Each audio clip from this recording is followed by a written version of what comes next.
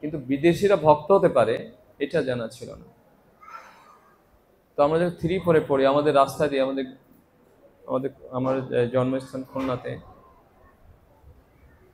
বাড়ির পাশে রাস্তা, স্কুল ছিল, প্রাইমারি স্কুল।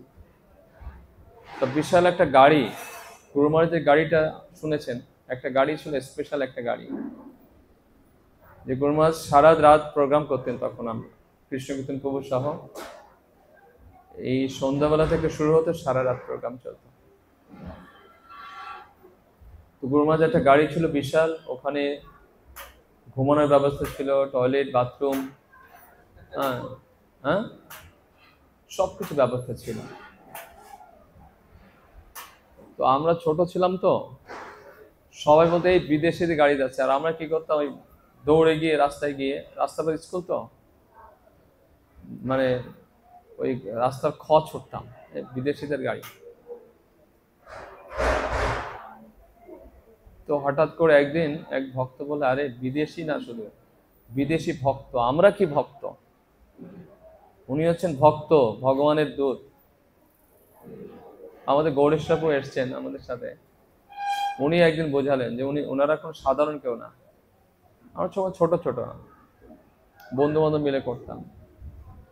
তো যাই হোক, আমাদের রাস্তাতে প্রায় গুরুমাজকে ওই গাড়িতে যেতে দেখতাম, কিন্তু দর্শন পেতাম না, বড় গাড়ি ছিল তো, চারিদিকে আটকানো ছিল। তা আমাদের শোভনা নামে একটা জায়গা আছে, এটা ভেবে 89-এ হবে, আমাদের গ্রামের কমসে কম 30-40 জন মিলে বিদেশি দর্শন করতে যাবো আমরা। হ্যাঁ, তো আমরা প্রায় 30-40 জন মিলে আমরা দর্শন করতে গেলাম রাত্রিবেলা। ও না, দর্শন করতে যাচ্ছি, কিন্তু কোনো কারণে আর যাওয়া হয়নি। পরের দিন আমাদের কেশবপুর একটা জায়গা আছে, যশোর কেশবপুর, ওখানে আমরা গেছি। গিয়ে প্রথমে কৃষ্ণ, মানে ওনারা শোভনা তার আগের দিন সুন্দরবনে ছিলেন, তো কৃষ্ণ কীর্তন প্রভুকে প্রথম দর্শন করলাম। উনি একজন বিদেশি ভক্তের অনুবাদ করছিলেন, যে গত পরশুদিন আমরা সুন্দরবনে গিয়েছিলাম। সুন্দরবনে একটা অনুষ্ঠান করতে গিয়ে শুনলাম একটা লোককে বাঘে খেয়ে ফেলেছে। বিদেশি ভক্তটা বলছেন, কৃষ্ণ কীর্তন প্রভু বাংলা অনুবাদ করছিলেন। এটা অদ্ভুত। মানে আমরা পরে মানে একটা নৃত্য কাহিনী আমরা রাধারানী শুনি, যে না নড়িবে গণ্ডবণ্ড। কৃষ্ণ কীর্তন প্রভু যখন অনুবাদ করতেন, ওনার গলার মধ্যে আগে দেখেছেন কেউ, পুরো থাক অবস্থা ছিল, সুন্দর একটা স্বাস্থ্য ছিল। উনি যখন বাংলা অনুবাদ করছেন, মানে কোথা থেকে শব্দটা আসছেন, কোনো কিছু নড়ছে না। আমরা কথা বলে যে বিভিন্ন হাত পা মুখ নড়ে, আমরা অবাক হয়ে গেলাম যে এই লোকটা কি রে, কোথা থেকে কথা বলছে। গুরুমাজকে তখন দেখি নাই, যে গতকালকে অনুবাদ করছেন একটা লোককে, গত পরশুদিন একটা লোককে বাঘে খেয়েছে সুন্দরবনে। কিন্তু ওই লোকটা যদি আমাদের এই কৃষ্ণ ভাবনামৃত আন্দোলন অনুষ্ঠানে আসতেন, তাহলে বাঘটা লোকটাকে খেতে পারত না। একটা বিদেশি ভক্ত বলছেন। এই লেকচারটা শোনার পরে কি হলো, মানে সবার মধ্যে যত ওখানে হাজার হাজার, তখন তো আমরা যখন প্রোগ্রাম করতাম বড় বড় মাঠ ভরে যেত।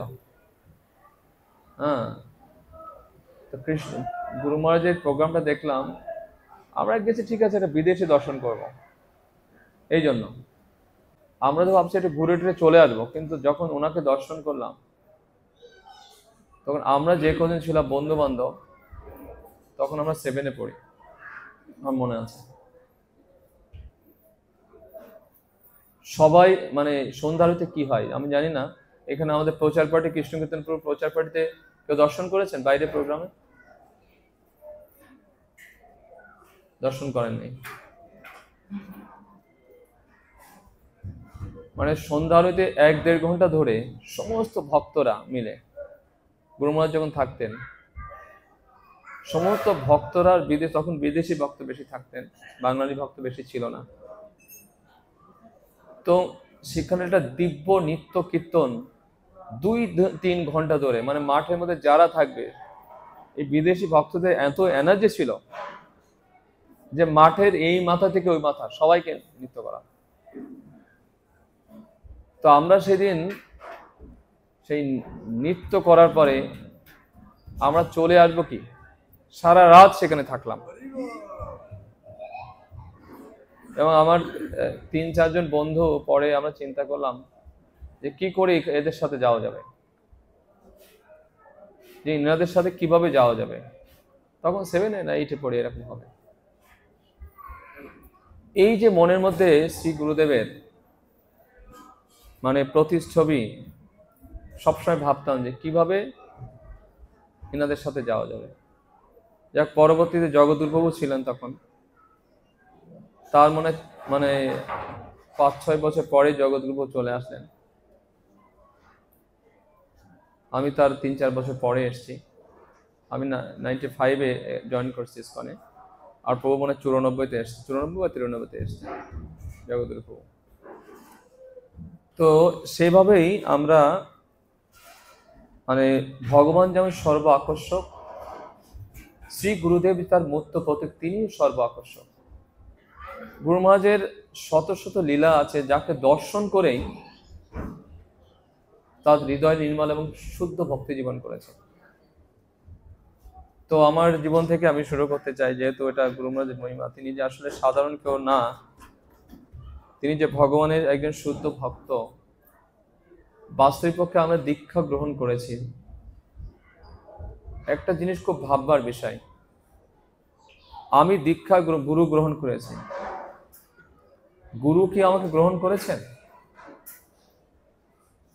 এটা কিন্তু একটা ভাববার বিষয়। আমরা সবাই দীক্ষা গ্রহণ করেছি, অর্থাৎ গুরু গ্রহণ করেছেন, গুরু কি বাস্তবিক পক্ষে আমাদের গ্রহণ করেছেন? আমি গত পরশুদিন একটা কোটেশন পড়ছিলাম, মোবাইলটা নেই কাছে।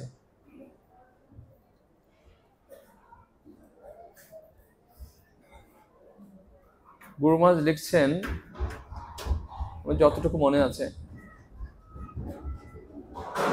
যে আমি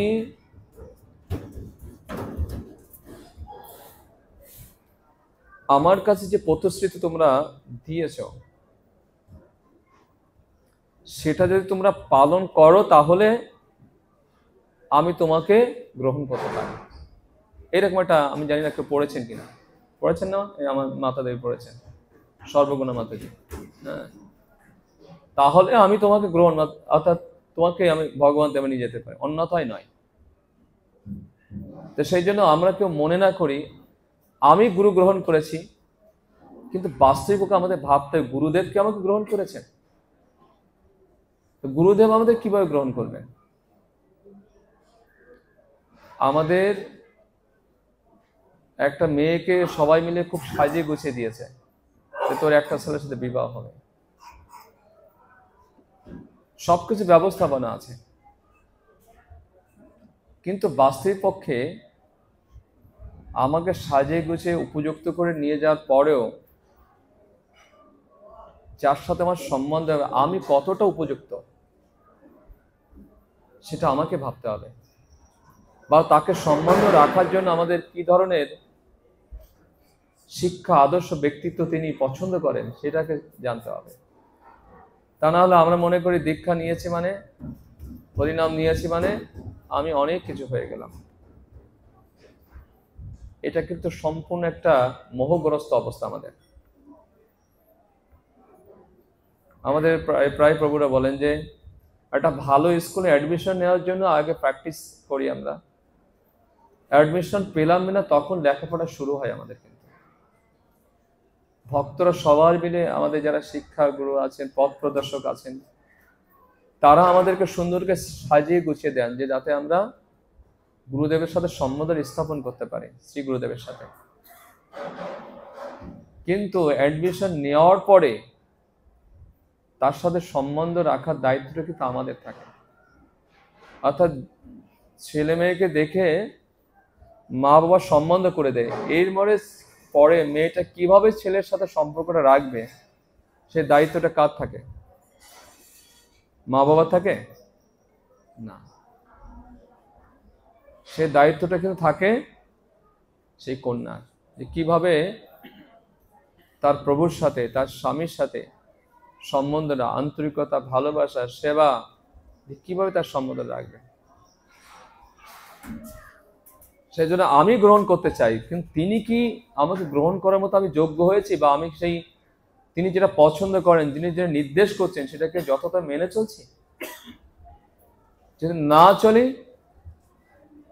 তাহলে আপনি কিন্তু এখনো মায়ার ঘরে আছেন, ভাবছেন যে আমার দীক্ষা হয়ে গেছে, মানে অনেক কিছু হয়ে গেছে আমি ইসকনের। কিন্তু গুরুদেবের 3 দিন আগে মনে হয় কোটেশনটা, সেই তথ্য থেকেও জানা যায় যদি আমরা এই নিয়মকানুন পালন না করছি, তিনি কিন্তু আমার দীক্ষা নেওয়ার দায়বদ্ধ নয়, তিনি আমার দায়িত্ব নেয়নি। কিন্তু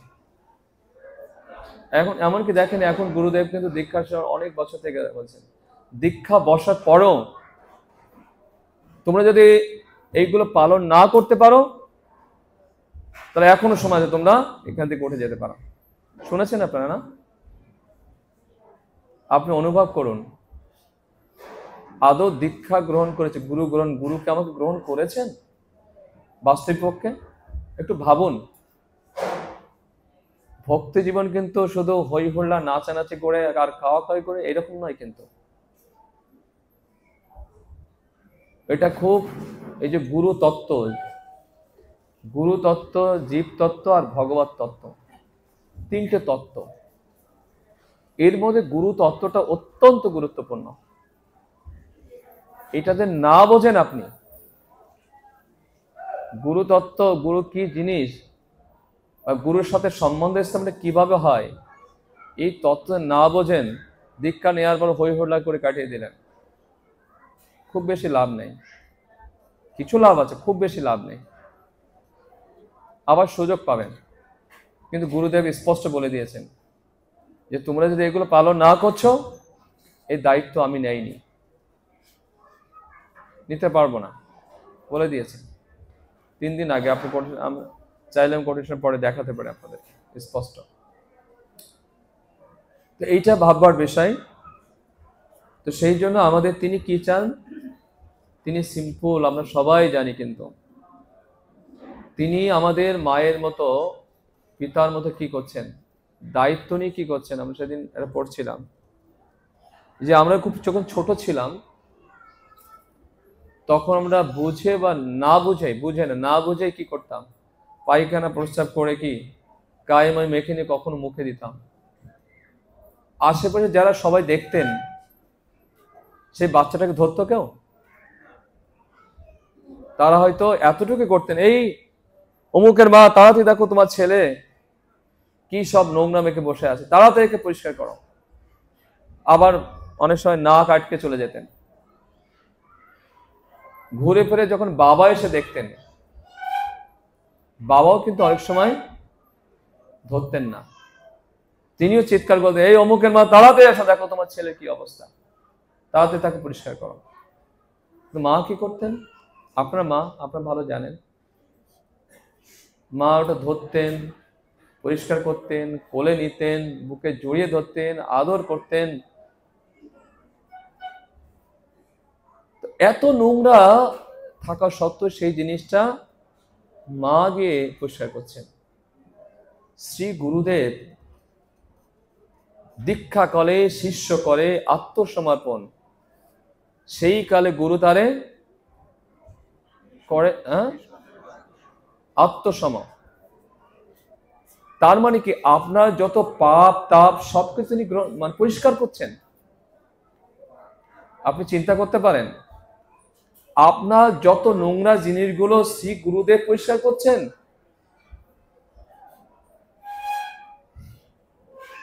কিন্তু এত আমাদের যোগ্য করার পরও যদি আমরা 4টি নিয়ম পালন করব, 16 মালা জপ করবো, মঙ্গলারতি করব, সাধু নিন্দা করব না, বৈষ্ণব নিন্দা করব না, যেখানে বৈষ্ণব নিন্দা সেখানে যাবো না, প্রত্যেকদিন আমরা সকালবেলায় কি শিক্ষাষ্টকম বলছি। তত্ত্ব তো কি বুঝি আমরা? কিছু বুঝি? এটা অনেকটা আমাদের পাখির বলির মতো হয়ে গেছে, মুখস্থ করতে হবে। কারণ দীক্ষার আগে শিক্ষাষ্টম করতে হবে, গুরুবাষ্টকম করতে হবে, না বললে তো দীক্ষা হবে না। কিন্তু আলাদা বিষয় রয়েছে এর মধ্যে, তত্ত্ব রয়েছে। বৈষ্ণব বন্দনা, কীর্তন করি, প্রত্যেকটা এগুলো হচ্ছে কি আমাদের, এটা হচ্ছে আচার্যদের তপস্যার ফল। এটা কোনো সাধারণ কোনো শব্দ না কিন্তু, যে গান গেয়ে দিলাম আর সব হয়ে গেল, সুরে সুর গাইয়ে দিলাম, ও সুন্দর গেয়েছেন প্রভু, দারুণ লেগেছে। জিনিসগুলো কিন্তু এইরকম নয়। এই গুরু বন্দনা, গুরু মুখ পদ্মাক্ষ, শ্রী গুরু চরণ পদ্ম কেবলই ভক্তের, এগুলো গান না। প্রত্যেকটা শব্দের এত বিশালতা, এত গভীরতা রয়েছে। আমি সেদিন গ্রন্থ পড়তেছিলাম, বিশেষ করে শিক্ষাষ্টকের পরে। এই শিক্ষাষ্টক কিন্তু চৈতন্য মহাপ্রভুর, এর মধ্যে পূর্ণ মাধুর্য রস লুকায়িত রয়েছে। প্রেম ভক্তির যে মাধুর্য রস এই 8টা শ্লোকের মধ্যে লুকায়িত আছে, এত গভীরতা এর মধ্যে। কিন্তু আমরা কিন্তু প্রতিদিন সকালবেলায় খুব সিম্পল একেবারে ঠোঁটস্থ মুখস্থ গিয়ে যাচ্ছে শেষ সকালে। তো সেই জন্য ভগবত ভক্তি এর অনেক গভীরতা আছে। তো সেটা আপনি কখন অনুভব করতে পারবেন না, যদি আপনার গুরুদেবের সাথে, শ্রী গুরুদেবের সাথে আপনার সম্বন্ধ স্থাপন হয়, তাহলেই এই তত্ত্বগুলো এই আপনি আস্তে আস্তে ধীরে প্রকাশিত। যেমন প্রথমে আমরা বলছি অজ্ঞানতি মিলান্দস্য জ্ঞানঞ্জন শলাকায় চক্ষুর উন্মিলিতাঞ্জন। যদি না সেই গুরুদেবের চরণে নিজেকে সমর্পণ বা গুরু বাক্য পালন করে, তাহলে তিনি এটা কানেক্ট করবেন, দিব্য জ্ঞান হৃদয়ে প্রকাশ করবেন। তা নাহলে কিন্তু আমরা এখনো অজ্ঞানতা অন্ধকারে আছি। সেই জন্য শ্রী গুরুদেব এটা কোনো সাধারণ কোনো তত্ত্ব না, সাধারণ গুরু শব্দ দুটো, কিন্তু এর বিশালত্ব পরিমাপ করা সম্ভব নয়। তো যাই হোক, সেই জন্য আমাদের কিন্তু মনে প্রাণে শ্রী গুরুদেবের বাক্য পালন করা, মনে প্রাণে, যেটা ছিল প্রভুপাদ করেছিলেন বিদায় আজকে সারা পৃথিবী এত সমৃদ্ধ হয়েছে। যাক, আমি দু একটা লীলা বলবো গুরুদেবের সাথে, যে আসলে তিনি কোনো সাধারণ কোনো মানুষ নন, আমাদের মতো। তো আমি 96-এ আমার দীক্ষা হয় শ্রীরাম মায়াপুরে। আমি মনে হয় 6 মাস জয়েন করেছি। তো কৃষ্ণকীর্তন প্রভুর একটা নিয়ম ছিল যে পার্টিতে যারা থাকবে বছরে একবার তাদেরকে মায়াপুরে নিয়ে যাবেন, বিশেষ করে দোল পূর্ণিমায়। তো সারা বছর আমরা প্রচার করতাম। আসলে প্রচারের হিস্টোরি বলতে গেলে এটা খুব, মানে কি বলবো, আমাদের শ্রী গুরুদেব আমাদের বাংলাদেশে প্রচার করতে গিয়ে আমরা দেখেছি তিনি তো রাজপুত্র, কিন্তু আমরা যখন গ্রামে যেতাম আমাদেরকে সবাই বিধর্মী মনে করতেন। শুধু যারা কমিটি ছিল তারা বিদেশি ভক্তদের বা বিদেশি সংগঠন হিসেবে নিয়ে গিয়ে সবার কাছে একটা সম্মান পাওয়ার জন্য নিয়ে যেত। কিন্তু আমাদের থাকা খাওয়া, আমরা সব হাঁড়ি পাতিল সব আমাদের গাড়িতে থাকতো, নিজেরা রান্না করতাম, সারাদিন ট্রাভেলিং করতাম, সন্ধ্যায় অনুষ্ঠান। আমরা সেই মাঠের পর মাঠ, কি কেউ জেনারেটর মাথায় নেবে, কেউ হাঁড়ি পাতিল মাথায় নেবে, কেউ ইনস্ট্রুমেন্ট ঘাড়ে নেবে, কেউ ল্যাগেজ মাথায় নেবে, মাইলের পর মাইল আমরা কি বিল খালের মধ্যে দিয়ে যেতাম। আনন্দ ছিল, কষ্ট থাকলো। গুরুদেব, আমাদের কথা বাদ দিলাম, গ্রামে তখন ইলেকট্রিসিটি নাই, গাছের তলায় গুরুদেব কি এই জগৎজীবের কল্যাণ জন্য গাছের তলায় শুয়ে থাকতেন। মানে এত গরম গ্রাম এলাকায়, ফ্যান নাই, বাতাস। হ্যাঁ, এই অবস্থা। আজকে যে ইসকন এখানে এসছে, এটা কিন্তু অনেক কষ্টের বিনিময়ে, অনেক ত্যাগের বিনিময় শ্রী গুরুদেবের। এখন তো গ্রামে টয়লেট বাথরুম অনেক জায়গা আছে, যার এইরকম অভ্যাস ছিল না। আমরা তো নিজেও ছোটবেলায় কি গাছের গুড়ির উপরে বসতাম। আর গ্রামে অনেক সময় বাঁশের মাচা, আমরা খুব শঙ্কিত থাকতাম যে উনি এত বড় একটা দেহ নিয়ে এই যে গ্রামের সেই বাঁশের মাচা যদি কখনো কোনো ভেঙে যায় কি হবে। আমরা কাছে দাঁড়াতাম, এই তোমরা কি বোঝো না নাকি, আমাদের সরিয়ে দিতেন, তোমরা কেন আমার এত কাছাকাছি আসছো। কিন্তু আমরা যে কেন কাছে আসছি উনি বুঝতেন, কিন্তু তদুপরি মানে আমাদের সরিয়ে দেওয়ার চেষ্টা করতেন। আমার মনে করি কখন কি হয়ে যায় না হয়ে যায়। তো সেইভাবে অনেক ত্যাগ, অনেক শ্রী গুরুদেব অনেক কষ্টের বিনিময়ে কিন্তু আজকে আমরা এই সুপারটা লাভ করতে পারছি। কত জায়গায় গাড়িতে গিয়েছি, গ্রামের কালভার্ট ভেঙে গেছে, গাড়ির ওই পাশে এক চাকা, এই পাশে এক চাকা, গাড়ি মাঝখানে, মানে আরেকটু হলেই পিছনে আগে হলে গাড়ি সহ চলে যাবে নদীর মধ্যে। তারপরে সবাই মিলে সেই অনেক কষ্ট করে লোকজনের বিভিন্ন পরিস্থিতির মধ্যে দিয়ে আমরা এই প্রচারের ফলে, শ্রী গুরুদেবের প্রচারের ফলে আজকে কিন্তু আমরা এই এত সুন্দর সুযোগটা পাচ্ছি। যেমন সেদিন ভাগবতে পড়ছিলাম, কারোর পিতা যদি ধনী থাকে তাহলে সেই পরিবারে যদি কেউ জন্মগ্রহণ করে তাহলে হাতের কাছে কি ধন, মান, জ্ঞান, টাকা পয়সা, গাড়ি বাড়ি তার জন্য খুব সুলভ, তাই না? শুধু ভাগবতে যদি কারো ভক্ত গৃহে বা গোস্বামী পরিবারে জন্ম হয়, ভক্ত পরিবারে, তাহলে ভক্তি জীবন করার জন্য সব ধরনের সুযোগ সুবিধা ব্যবস্থা ছিল। শ্রী গুরুদেবের অনুকম্পায় আজ কিন্তু আমরা ঠিক ধনী লোকের ছেলের মতো, ধনী লোকের মেয়ের মতো খুব সুলভে সবকিছু পেয়েছি। কিন্তু কারণ এইসব ইতিহাস না জানলে আমরা তো মানে অল্পতেই ফ্রাস্ট্রেশন, ডিপ্রেশনে ভুগি। কিন্তু কত ধরনের পরিস্থিতির শিকার হয়ে শ্রী গুরুদেব আজকে আমাদের এত সুন্দর ব্যবস্থা করে আপনি কল্পনা করতে পারবেন না। বুঝতে পেরেছেন? তো সেই জন্য আমরা এত সুলভে পেয়েছি, আমরা যাতে গুরুদেবকে বোঝার চেষ্টা করি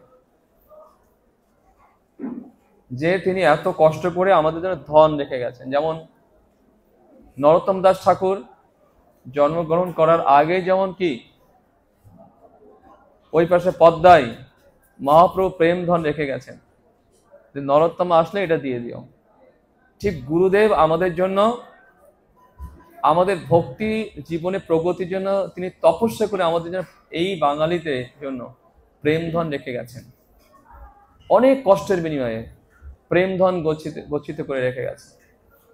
যেমন অনেক ছেলেরা এখন হাতের কাছে অনেক ধন পাচ্ছে, কিন্তু তার বাবা, তার দাদু কত কষ্ট করে এটা রেখে গেছেন। ঠিক আমাদের শ্রী গুরুদেব এই প্রচার করে অনেক কষ্ট স্বীকার করে তপস্যা করে আমাদের জন্য যাতে সুলভে প্রেম ভক্তি লাভ করতে পারে, এই জন্য অনেক কিছু রেখে গেছেন। এটা আমাদের অনুভব করা দরকার। তো যাই হোক, আমি যখন 96-এ ফার্স্ট মায়াপুরে গেলাম, প্রভুপাদের কিছু গ্রন্থ পড়েছিলাম, বিশেষ করে আত্মজ্ঞান লাভের পন্থা। আমি ফার্স্ট যখন গিয়েছিলাম 85-এ, তখন বিদেশি ভক্তরা ফ্রি গ্রন্থ দিতেন, যাদের একটু শ্রদ্ধা আছে দিতে ফ্রি গ্রন্থ বিতরণ করতেন। তখন আমি প্রথম আত্মজ্ঞান লাভের পন্থা একটা গ্রন্থ পেয়েছিলাম, এক বিদেশি ভক্ত দিলেন। আমার দাদু একটু গুরুগুরি করতো। আমার দাদুর কি ভাই, উনিও আরো বড় গুরু ছিলেন। তো পড়তে পড়তে নিজেকে জানার শিক্ষা, এত সুন্দর আত্মা বা দেহের বর্ণনা রয়েছে আপনারা যারা পড়েছেন। তো তখনকার গুরুগিরি, সহজে গুরুগিরি জানেন যে গেলে মাতাজি ভক্তরা বেশি গুরুদেবের কাছে আসবে, পাওয়া দাওয়া তো করবে, চুল দিয়ে মুছে দেবে, হ্যাঁ, চরণ মুছে দেবে, আবার ওই জল খাবে। তো এইগুলো দেখে আমার খুব ভালো লাগতো না, মাঝে মাঝে নিয়ে যেত সাথে করে। তো তখন এই এত সুন্দর গ্রন্থটা আমার সেই বিশেষ কাকা দাদুকে দেখালাম, মানে বইটা ধরে বারান্দা থেকে ছুঁড়ে মেরে দিল, আরে বিদেশিদের বই, আমি যা করছি তাই শিখবি, এইসব শিখে কি হবে তোর? খুব খারাপ লাগলো। এরপর দাদুর পাশ থেকে সরে আসলাম যে এ লোক ভালো না, এত সুন্দর, এটা কে না বোঝে এই গ্রন্থটা। তো যাই হোক, পরবর্তীতে কৃষ্ণকীর্তন প্রভুর সাক্ষাৎ হলো মনে হয় 91 দিকে। ওনার সাথে যোগাযোগ ছিল, চিঠিতে লেখালেখি হতো ওনার সাথে। তারপরে 95-এ আসলাম, এবং 96-এ যখন মায়াপুরে গেলাম, আসলে যে গুরুদেব যে সাধারণ কেউ নয়া, তার একটা দেখাবো, মানে বুঝবো এটা আমার আমার বাস্তব জীবনে প্রেক্ষাপটে, যে যারা ঐকান্তিক শিষ্য আছেন, মনে প্রাণে গুরুদেবকে অনুভব করেন, গুরুদেব যে অন্তর্যামী রূপে সবসময় তার পাশে আছেন। আমার মনে হয় এখানে অনেক আমার গুরু ভাই গুরু বোন আছেন, বাস্তবিককে তারা অনেক কিছু দেখেছেন এবং ফলও পেয়েছেন। সেই প্রেক্ষাপটে আমি একটা লীলা বলবো। আমি 96-এ গেলাম ফার্স্ট মায়াপুরে কৃষ্ণকীর্তন প্রভুর সাথে, তাও তো অনেক কষ্ট করে, পাসপোর্ট ছাড়া। হ্যাঁ, পাসপোর্ট ছাড়া গেলে কিভাবে যেতে হয় জানেন? বাগান পটে অনেক কষ্ট করে গেলাম। পরের দিন তখন এই যে আমরা গুরুকুল ছিল একটা, এখন যেন বিদেশি ভক্তদের আবাস হিসেবে ওখানে একটা গুরুকুল ছিল তখন। ওখানে যারা মায়াপুরে গেছেন, আমাদের এখন আচার্যদের অনেকগুলো সমাধি আছে ওর পিছনের দিকে, খড়ের একটা মানে ছিল ছাউনি দেওয়া, ওখানে আমরা গিয়ে থাকতাম। তো আমরা মঙ্গলাতে গেছি, কৃষ্ণকীর্তন প্রভু যান নাই। আমরা মঙ্গলাতে যে জব করছি, একজন ভক্ত আমাকে, না রাত্রে ঘটনা বলি, রাত্রে একটা স্বপ্ন, গোপন কথা বলবো নাকি? কেমন হবে নিজের কথা বললে?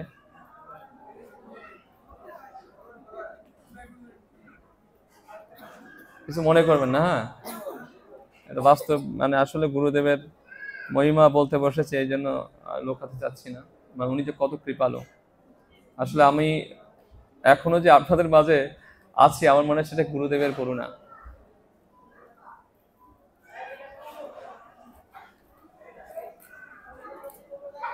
রাত্রে কি যেন একটা স্বপ্ন দেখছি,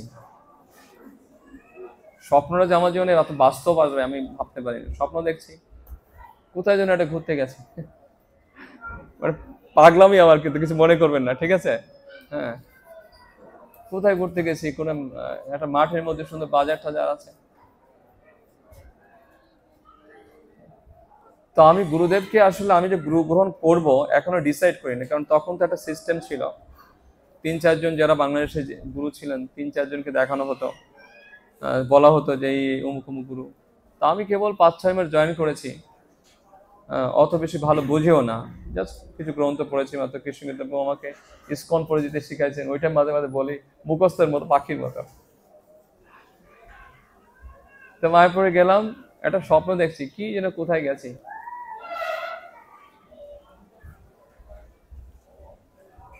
তো একটা কি বলবো,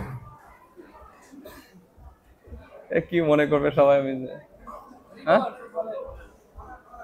একটা মাতাজি আমাকে খুব ফলো করতেছে, হ্যাঁ।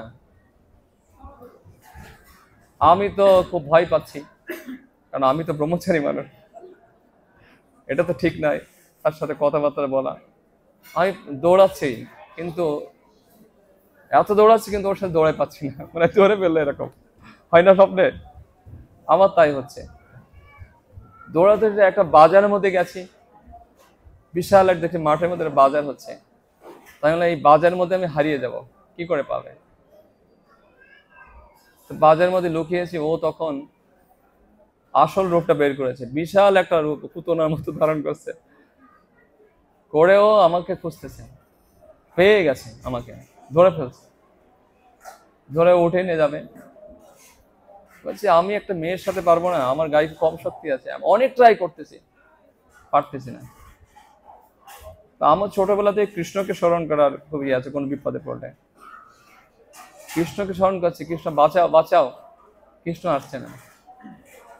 আমি কিন্তু গুরুদেব আসলে ওইভাবে চুজ করি নাই, কেন জানি না হঠাৎ করে আমার শ্রী গুরুদেব জয়প্রকাশ স্বামী গুরু মহারাজ হঠাৎ করে আমার মানে চিত্তে উদ্ভাসিত হয়েছে। তখন আমি চাই গুরুদেব গুরুদেব আমাকে রক্ষা করুন। আর যখনই গুরুদেব গুরুদেব বলছি আমাকে রক্ষা করুন, আর ওনার প্রতিচ্ছবিটা আমি দর্শন করেছি, তখন ও শরীরের মধ্যে কেমন যেন একটা যন্ত্রণা, ও আর আমাকে ধরে রাখতে পারিনি, আমাকে ফেলে যাচ্ছে, পড়ে গেছি, পড়ে গেলাম তো জেগে গেলাম, জেগে দেখে মঙ্গলাতে টাইম মঙ্গলাতে গেলাম, মাঝে মাঝে কি রে কি একটা উদ্ভট ধামে এসে এরকম উদ্ভট স্বপ্ন দেখে নাকি কেউ।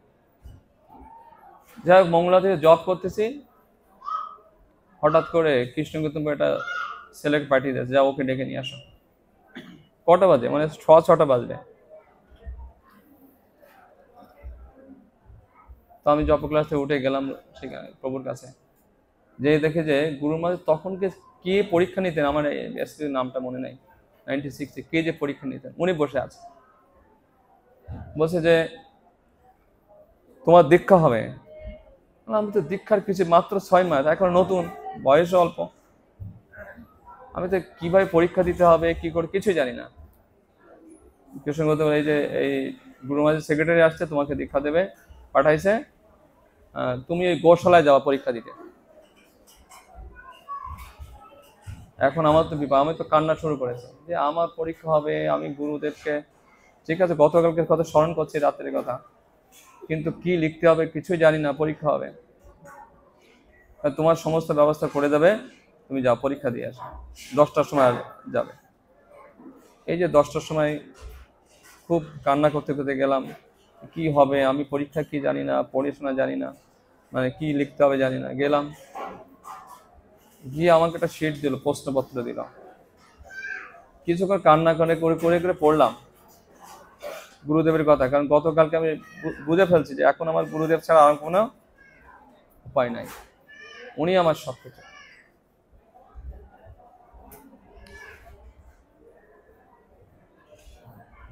তো গুরুদেবকে স্মরণ করে কান্না করছি আর পড়তেছি, পড়তে পড়তে কিছুক্ষণ পরে খাতাটা এনে দিয়েছে, তো মনে যা চাইতো লিখলাম, লিখে এসে কৃষ্ণকে বলছি প্রভু পরীক্ষা দিলাম, পরীক্ষা কেমন হলো, আমি জানি না কি লিখছে, নিজেও জানি না। তখন উনি বিহারীর জগন্নাথের বাবাজির শিষ্য ছিল, বিহারীর কথা, কেন তো ও তো তুমি তো অক্ষর জানো, উনি অক্ষর জানতো না, অক্ষরও চিনত না। তা উনি একদিন পড়তে বলছে, পড়ো বিহারী একটু ভাগবত পড়ো তো, আমার ভাগবত ইচ্ছে। তো বিহারী কি বলছে যে গুরুদেব আমি তো অক্ষরই চিনি না, আমি আপনাকে কিভাবে ভাগবত শোনাবো, কাজে বড় না, একবার দুইবার যখন 3বারে বারে, এই যে গুরুমুখ পদম বাক্য, মুখং করতি বাচালং পঙ্গুং লঙ্ঘয়তে যৎ কৃপা তমং বন্দে শ্রী গুরু দীনতারিণ। এই দিনের প্রতি যখন গুরুদেবের কৃপা হয়, তৃতীয়বার যখন বিহারী পড়তে শিখলাম, কৃষ্ণকীর্তন প্রভু আমাকে কাহিনীটা শোনালেন, তোমারও পাস হয়ে যাবে দেখবা। তো বাস্তবিক পক্ষে আমি কিন্তু এমন কোনো প্রস্তুতি, এখন যেমন প্রস্তুতির জন্য আগেই প্রশ্নপত্র দেওয়া হয়, কোন বইতে আছে সবকিছু দেখিয়ে দেওয়া হয়, ওইটা মুখস্থ করে আমরা পরীক্ষা দিয়ে আসি, কোনো অভিজ্ঞতা ছিল না। পরে বিকেল বেলায়, না আমার সাথে আরেকজন ছিল কৃষ্ণকীর্তন, আমি বিভু গৌর, বিপুল নাম ছিল, তাহলে তুমিও শুভর সাথে দীক্ষা নিয়ে নাও। তা আমার পরীক্ষা দিলে তো আমি পরে বিকেল বেলায় রেজাল্ট আমি পাস করে গেছি, কিন্তু বিভু গৌরকে আরেকবার পরীক্ষা দিতে হলো, তোমার এখন পাস হয় নাই, আরেকবার পরীক্ষা দিতে হবে। তো প্রতি মুহূর্তে মানে প্রতি ক্ষণে ক্ষণে গুরুদেবকে স্মরণ আছে, কেন এখন তখন বুঝলাম যে আসলে উনি এখন আমার আশ্রয়দাতা, উনি আমাদের রক্ষাকর্তা, এরকম মনে হচ্ছে। তো বিকেল সন্ধ্যাবেলায় ভাইবা হবে, এক এক করে গুরু মহারাজের ওই যে যখন বিল্ডিং এ ভাইবা হচ্ছে, আমাকে সিরিয়াল পার্টিতে, আমি গুরুদেবের কাছে বসে আছি, সবাইকে বলতেছে, আমাকে আর গুরুদেব কিছু বলছে না। অনেকক্ষণ বসে থাকার পরে সেক্রেটারি বলছে, গুরু মহারাজ শুভ বসে আছে।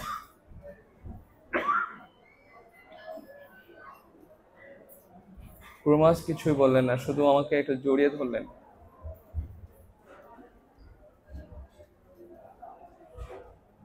তখন আমার আর মানে বুঝতে আর সমস্যা হলো না যে উনি হচ্ছে আমার একমাত্র এই আশ্রম জীবনের রক্ষাকর্তা।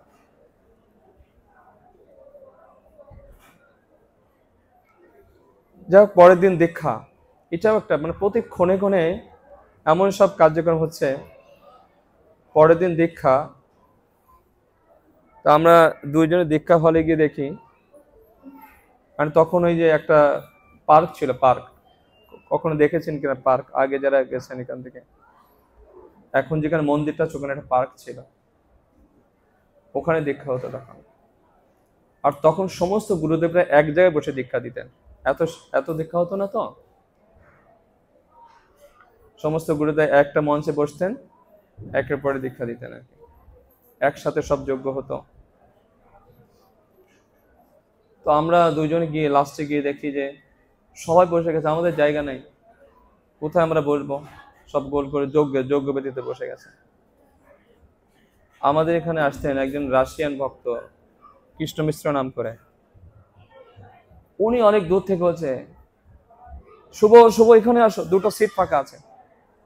ভরসা পেলাম, মানে প্রথমবার মায়াপুরে গেছি মানে কি, গেলাম, কিন্তু সবার হাতে থেকে মালা, আমাদের হাতে করে মালা নাই। তার মানে গুরুদেবের প্রতি তো আমাদের পূর্ণ শ্রদ্ধা নিবেদন হবে না, এরকম মনে হচ্ছে। তাড়াতাড়ি আমরা ভাবছি কোথায় মালা পাওয়া যায়, কোথায় মালা।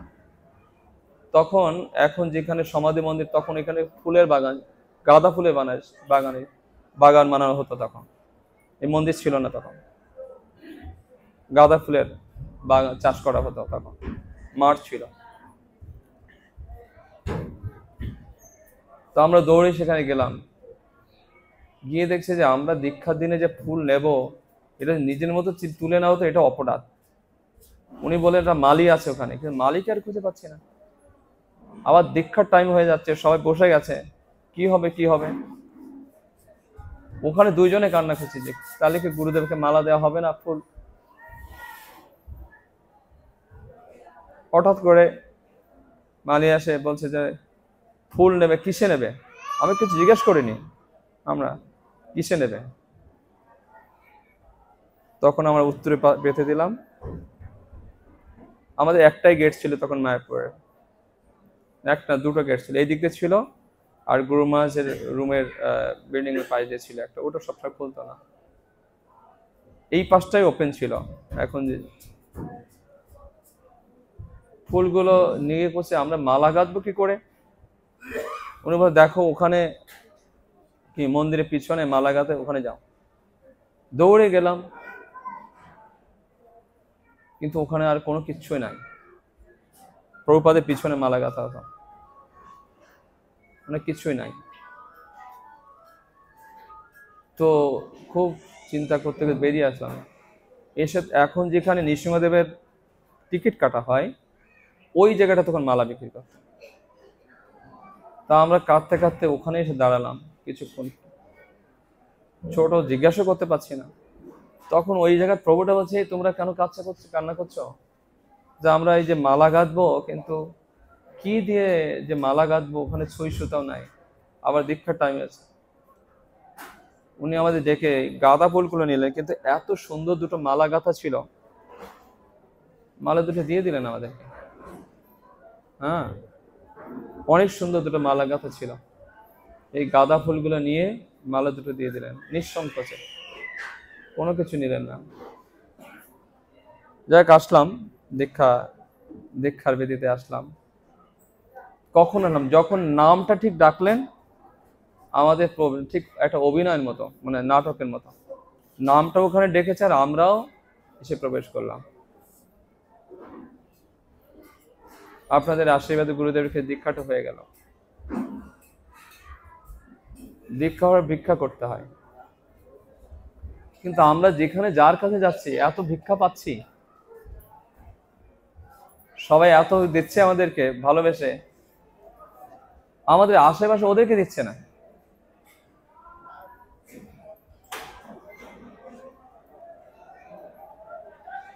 তখন মনে হচ্ছে নিশ্চয় গুরুদেব তিনি সাথে আছেন।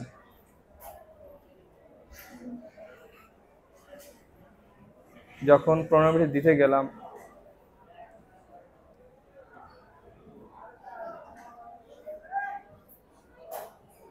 সরি আসলে একটু সমস্যা আছে।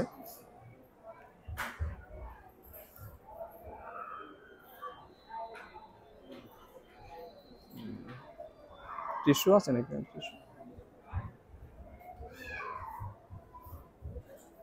নাই না?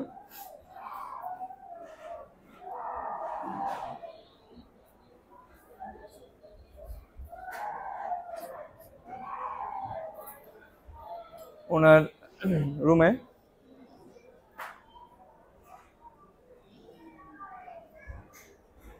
মানে ওনার সমস্ত কি যারা সেক্রেটারি ছিল, এই দেখো আমার আমার শিষ্য এসছে, আমাকে ভিক্ষা দিয়ে নাও, ভিক্ষাগুলো নাও,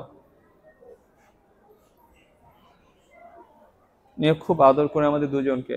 আমাদের বিভুগড়ে আরেকটা ভক্ত ছিল। এই তো আমাদের ভক্তি জীবনের যাত্রা শুরু হলো। পরে কৃষ্ণ কীর্তন প্রভু তিনিও বোঝাচ্ছিলেন গুরু কৃপাটা কি, দীক্ষা নেওয়ার পরে গুরুদেব কিভাবে কৃপা করেন। এভাবে আপনাদের আশীর্বাদে এখনো চলছে ভক্তি জীবন।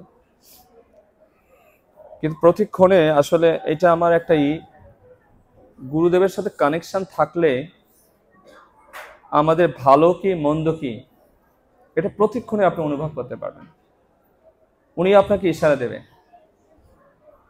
যেমন বিদ্যুতের সাথে একটা কানেকশন থাকলে বা টাচ হলে কি হবে, এটা শক করে, জানাই যে আমি কিন্তু এইরকম একটা শক্তি আছে, হ্যাঁ আমি কিন্তু তোমার কানেকশন আছে, মানে হচ্ছে মানে একটা শক্তি আছে। তো আপনি যদি রাইট বা রং যাচ্ছেন, যদি সত্যিকার বাস্তবিক গুরুদের সাথে আপনার সম্পর্ক আছে, আপনি সেটা অনুভব করতে পারবেন যে আমার রং হচ্ছে।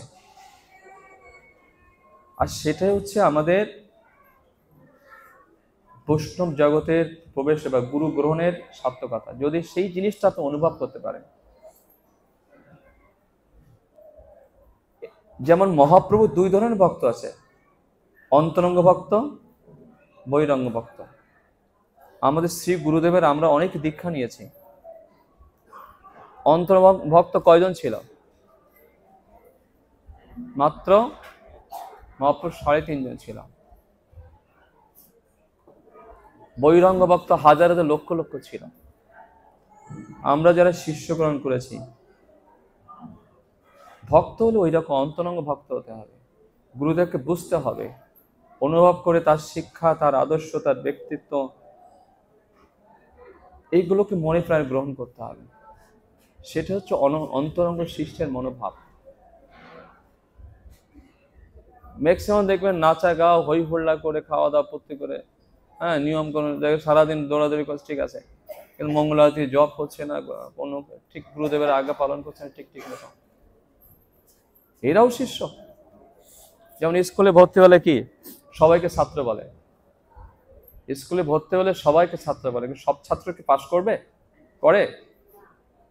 টিচার কিন্তু যেমন টিচার কিন্তু কাউকে কম কম কিছু দেয় না। যেমন উপর থেকে যখন বৃষ্টি হয়, বিশাল পাহাড়ের উপরে বৃষ্টি হচ্ছে, পাহাড় কি সেই বৃষ্টি ধারণ করতে পারে? বৃষ্টিটা কোথায় পড়ে? গড়াতে গড়াতে কোথায় আসে? নিচু থেকে নিচু, সব থেকে নিচু জায়গাটা এসে কিন্তু জলটা জমে। আর সেই জলে কি হয়? পদ্ম ফুল হয়। আর সেই পদ্ম ফুল ভগবানের সেবায় লেগে যায়। কিন্তু পাহাড়, সে কিন্তু তার উপরে বৃষ্টি, প্রথম বৃষ্টিটা তার, যেহেতু অনেক উপরে, প্রথম বৃষ্টি তার গায়ে এসে পড়ে, কিন্তু সে কিন্তু জল ধরে রাখতে পারে না। যার কারণে তার তার তার এই পক্ষে পদ্মফুলও ফোটে না। আর পদ্মফুল ফোটে না বলে সে কিন্তু সেই ফুলটা ভগবানের চরণ অর্পণ করতে পারে না। ঠিক আমাদের ভক্তি জীবনে আমাদের গুরুদেবের আদর্শ দেখি। আমাদের আগে সভাপতি ছিলেন কি যেন, বিকে কি,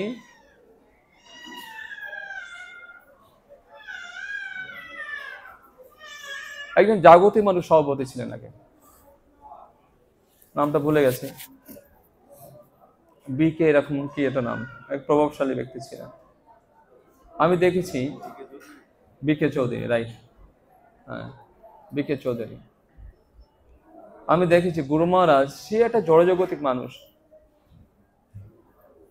উনি সভাপতি ছিলেন ইসকনের আগে প্রথম দিকে। গুরু মহারাজ তাকে প্রণাম করছেন, যে গুরু মহারাজকে হাজার হাজার লক্ষ লক্ষ মানুষ দর্শন করার জন্য পাগলের মতো, হ্যামিলিয়নের বাসীর মতো দৌড়ান, আর গুরু মহারাজ কিনা একটা জাগতিক লোককে তিনি যাই প্রণাম করছেন। তার মধ্যে এত দৈন্যতা যে তিনি হচ্ছেন কি বৈকুণ্ঠের দূত, তিনি একটা সাধারণ ব্যবসায়ী বা জাগতিক আভিজাত্য লোককে প্রণাম করছেন। কেন? কি শিক্ষা দিচ্ছেন? গুরু মহারাজের অনেকগুলো লীলায় আছে এরকম, দেখবেন। সাউথ ইন্ডিয়ার একটা ঘটনা ঘটেছিল, ভক্তদের সাথে জমিদারের পুলিশদের অনেক মারামারি হয়েছিল, কয়েকজন ভক্তকে ধরে নিয়ে গেছিল। গুরু মহারাজ তখন মায়ে পড়েছিলেন, যখন শুনলেন কয়েকজন তার শিষ্যকে ধরে নিয়ে গেছে পুলিশ, গুরু মহারাজ প্রথমে গেছেন সেখানে গিয়ে গাড়িতে বসে লোক পাঠিয়েছে যে এরকম একজন মানে সন্ন্যাসী এসছেন, আপনার সাথে সাক্ষাৎ করতে চান। যে ধরে নিয়ে গেছে যে পুলিশে, সে তাকে পাত্তাই দিচ্ছে না। গুরু মহারাজ ফিরে এসে বলেছে যে না, ও তো কোনো আমাদের কথাই শুনতে চায় না। দ্বিতীয়বার পাঠিয়েছেন, তারপর কোনো পাত্তা দিচ্ছে না। তৃতীয়বার গুরু মহারাজ নিজে গেছেন। ও কি করছে, ওর আভিজাত্য নিয়ে বড় পদ আছে, সব বন্ধু বান্ধব নিয়ে গল্প করতেছে। সাধু মানুষ গেছে, কোনো পাত্তা দিচ্ছে না। গুরু মহারাজ যখন গেছেন, গুরু মহারাজ কি করেছেন জানেন? গিয়ে তার সাথে কোনো কথা বলেন, সাথে সাথে গিয়ে একটা দণ্ডপাত দিয়ে দিয়েছে। আর সেই এসপি না ডিসি যাই হোক, গুরু মহারাজকে দর্শন করে সে আগে তো কথাই শুনছিলেন, এখন সে উল্টা গুরু মহারাজকে, সেও এরকম সবার সামনে দণ্ডপাত দিয়ে দিয়েছে। গুরু মহারাজ তাকে আলিঙ্গন করেছেন। তো এর থেকে গুরু মানে কি বোঝা যায় যে মহাপ্রভুর শিক্ষার সাথে এই যে তৃণাদপি শুনিছেন তররূপ সহিষ্ণু অমানি, এই যে আর একজনকে মান দেওয়া, যদি আমরা ওই রকম পাহাড়ের মতো অনেক বড় মনে করি নিজেকে, যে আমি অনেক সিনিয়র হয়ে গেছি, অনেক বড়, আমি আজকে 30 বছরের ভক্ত হয়ে গেছি, আমার প্রভাব প্রতিপত্তি অনেক কিছু আছে, যদি পাহাড়ের মতো হয়ে যায়, ওইখানে গুরুদেবের করুণা বাড়ি কখনো সে ধরে রাখতে পারবে না। যেমন পাহাড়ে অনেক বড় বটে, কিন্তু সেখানে বৃষ্টি হলে যেমন পাহাড় ধরে রাখতে পারে না, বা তার বক্ষে ভালো করে বৃক্ষের উৎপত্তি হয় না, যে বৃক্ষের ফুল ফল দিয়ে ভগবানের সেবা লাগতে পারে। কিন্তু ওই জলটা পড়তে পড়তে যত নিচু জায়গা আছে, ঠিক সেই জায়গাটায় গিয়ে কিন্তু জলটা জমা হয়, যেখানে পদ্মফুল প্রস্ফুটিত হয়।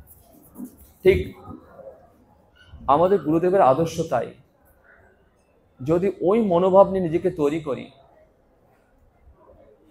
বিশেষ করে বৈষ্ণবদের কাছে এসে ধন্য হই, বিনয়ী হই, গুরুদেব সেই শিক্ষা দিয়েছেন আমাদেরকে, তাহলে কি হবে, আমাদের প্রেম ফল বা ফুল হৃদয়ে আস্তে আস্তে ওই গুরুদেবের করুণাবাড়ি, সাধুগুরু করুণাবাড়ি সেখানে জমায়, সেখানে কি ভক্তির বৃক্ষ ফল ফুলের উৎপত্তি হবে।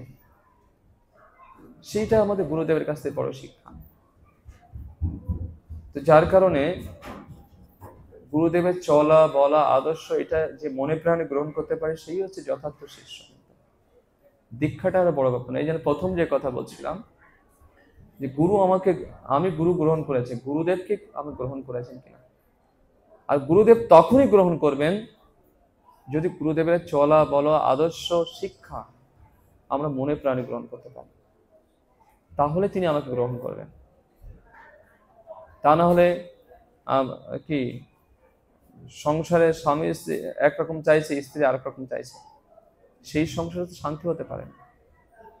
আমরা সব প্রকৃতি, তিনি একমাত্র আমার প্রভু, তিনি আমাকে করুণা করে গ্রহণ করেছেন, তিনি যেভাবে চাইবেন আমাদের সেভাবেই আমাদের নিজেকে গড়ে তোলা উচিত। তাহলে সেটাই হচ্ছে আমাদের কি, তিনি আমাকে গ্রহণ করবেন। আমি চাইলে তো এক পক্ষ থেকে ভালোবাসা হয় না। যাকে আমি ভালোবাসতে যাচ্ছি তার পছন্দের জিনিসগুলো আমাদের করতে হয়। কেউ চাইছে তৃষ্ণার্ত জল, আপনি দুধ দিলে কি প্রসন্ন করা যাবে? তাকে করা যাবে না। সেই জন্য গুরুদেব কি চাইছেন সেই মনোভাবটা ভাবতে বুঝতে হবে আমাদেরকে। তো তাহলেই আমাদের সেখানে এই সাধুগুরু করুণাবরে বর্ষিত হলেই সেখান থেকে আমার ভক্তির ফুল ফল যা দিয়ে গুরু এবং কৃষ্ণকে সন্তুষ্ট করা যাবে, যা দিয়ে গুরু কৃষ্ণকে প্রসন্ন করে তার চরণে আশ্রয় পাওয়া যাবে। বুঝতে পেরেছেন? আমাদের সেভাবে গড়ে উঠতে হবে। ঠিক আছে, জড়জগতিক মানুষের সাথে যে যেমন তার সাথে ব্যবহার, কিন্তু বৈষ্ণব সমাজে এসে কমসে কম সাপ অনেক হিংস্র, ঠিক আছে, কিন্তু যখন সেটা ঔষধি বৃক্ষের সামনে আসে, গন্ধ পায়, তখন কি হয়? স্বাভাবিক তার হিংস্রতে ভুলে সে মাথাটা নত করে। কিন্তু আমাদের সকলের মধ্যে হিংস্রতা আছে, বিভিন্ন পরিবেশ পরিস্থিতি গিয়ে সেগুলো হয়তো আমাদের জাগ্রত হয়। কমসে কম বৈষ্ণবদের কাছে এসে, বৈষ্ণব সমাজের কাছে এসে, গুরুদেবের কাছে এসে, গুরু বাক্যের কাছে এসে আমাদের এই মনোভাব ত্যাগ করতে হবে। তাহলে গুরুদেব হয়তো একদিন করুণা করে আমাকে গ্রহণ করলেও করতে পারেন। সেটাই হচ্ছে আজকে আমাদের মূল বিষয়, প্রতিপাদ্য বিষয় ছিল। তো আমি আজকে আর কিছু বলছি না।